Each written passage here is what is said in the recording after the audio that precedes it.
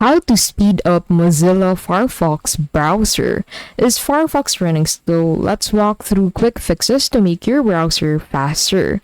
So first, go ahead and update Firefox. Always keep Firefox updated. New versions improve speed, security, and stability.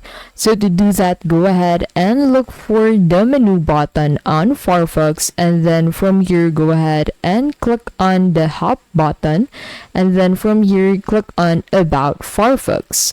And then in here, you can go ahead and find this restart to update, and Mozilla Firefox will then restart and update to the latest version.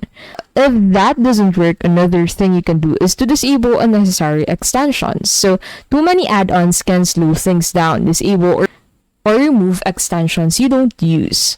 So to do this, click on this menu icon at the top right, and then from here simply look for extensions and themes, and then go ahead and disable or uninstall or remove extensions you don't need.